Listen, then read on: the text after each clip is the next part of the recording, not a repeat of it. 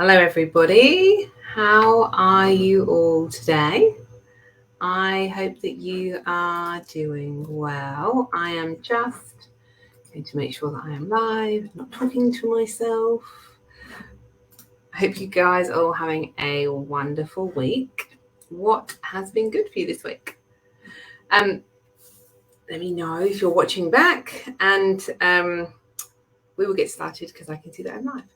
So, what I want to talk to you about today is how to know whether a really great admin is a practice manager in the making.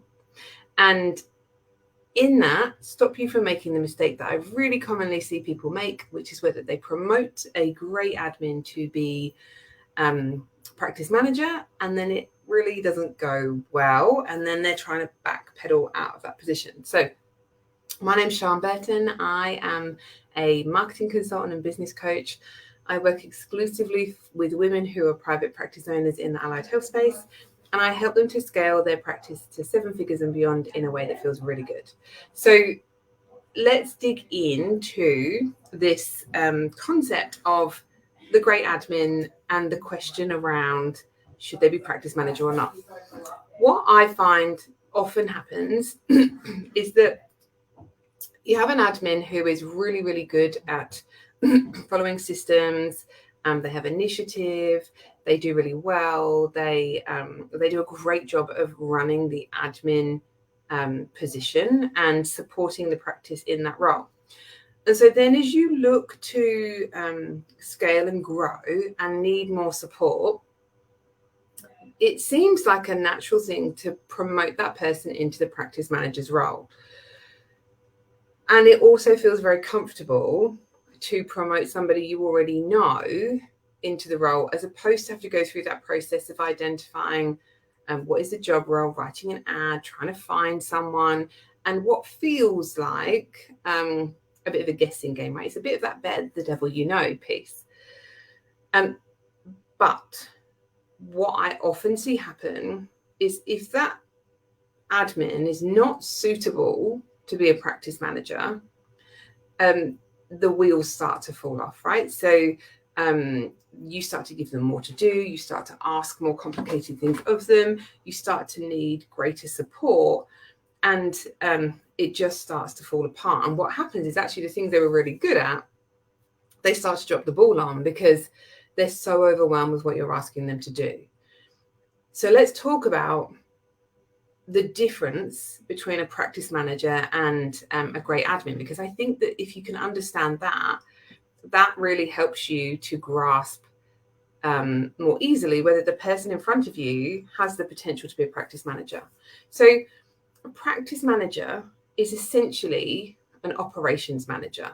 They are what I would call an integrator, and they are there to take your big vision and create the systems and processes, project plans to underpin those ideas to bring them to life.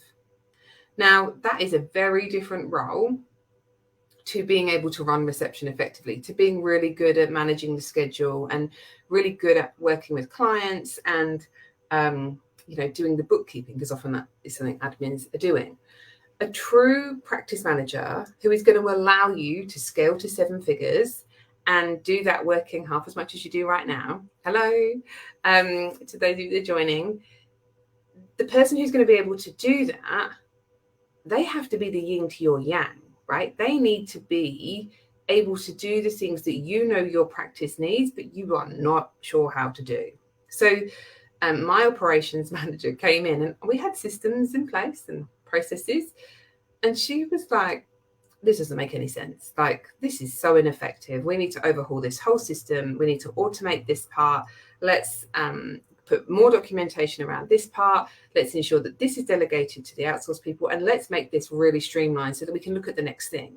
Because at the moment, people are double handling stuff and we're doing things that could be automated and it's not effective. That was what she did when she came into my business, as opposed to, oh, here's a system you've created. I'm going to work that system really, really well. What, for those of you that are watching, like, or on the replay, what thoughts does this bring to mind for you? Like, is this like, oh, I hadn't realized that's what a practice manager does? Or is it like, okay, that's, I sort of had that idea, but now that you're explaining it, I get it better, and I can see how an admin might not necessarily be able to step into that.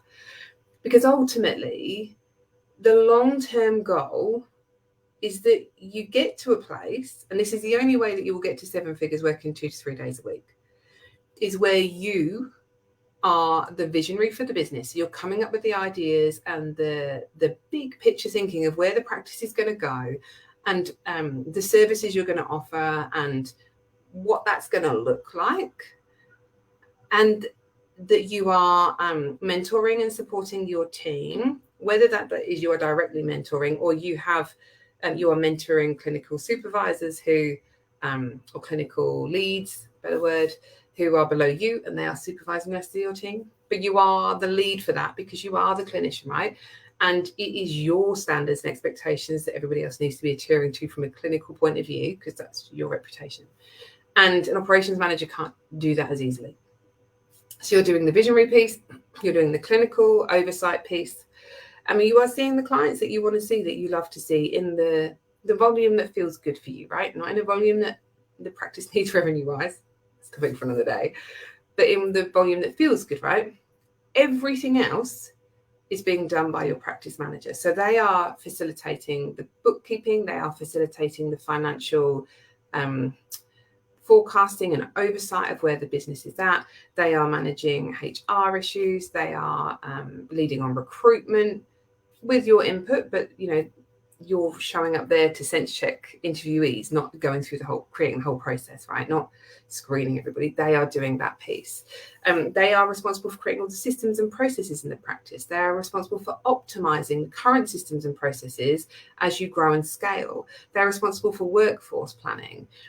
These are the things that you need in a practice manager at the 7-figure mark, right? Now, some would argue that you don't need that person when you're smaller, and surely an admin is fine. And I don't disagree with that at all. The problem lies in giving them the title of practice manager. Because if you know in your mind now from this training that is what a practice manager looks like, you can't move an admin into a role and give them that title, because you've got nowhere to go.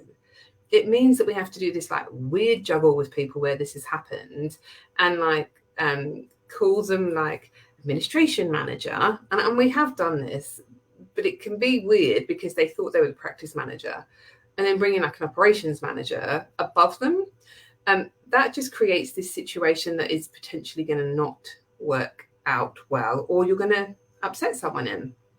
It is way better just to not go there in the first place. So call your amazing admin who is stepping up to do more the senior admin or the admin manager. Call it what it is. They are managing the admin, but they are not the practice manager. For all the reasons we've discussed to this point, a true practice manager is your right-hand person who runs the business, allowing you to create the vision, manage the clinical outcomes, and then just see the clients that you want to see. That's how you work 2 to 3 days a week and make $1 million. It's not by you trying to do all those things. It's not by you trying to support and nurture an admin person to try and figure this stuff out. It's about finding that rock star person who steps into that practice manager role or operations manager role, if you really want to go and look at what that role looks like, and supports you to grow and scale the practice with ease. So I would love to hear your thoughts on this. Put it in the comments. If you have questions or things that have come up and you're like, hold up, Sian, what about this? Put them in the comments. I would love to come back to you and share more of my insights. But I hope that has helped you, those of you that are asking yourself that question, to answer it first and foremost. But I also hope that it has given you some clarity around what that role needs to look like at that 7-figure and beyond mark. Because the people at 7 figures who don't have that person in place, let me tell you, they might be making $1 million in their practice, but they're working 50, 60, 70-hour weeks. And that's not fun for anybody. So, and that's not our goal, right? Our goal is for you to build this practice that generates amazing income for you and your family, creates great working opportunities for your team, and does that in a way that really allows you to honor your family commitments, and enjoy the money that you're creating, right? There's no point creating $1 million revenue practice if it sucks up your life. So I hope that's been helpful. Those of you that just joined, go back and watch the replay. It will be up in a second. And if you have any comments or questions, pop them in the chat and I will come back to you later.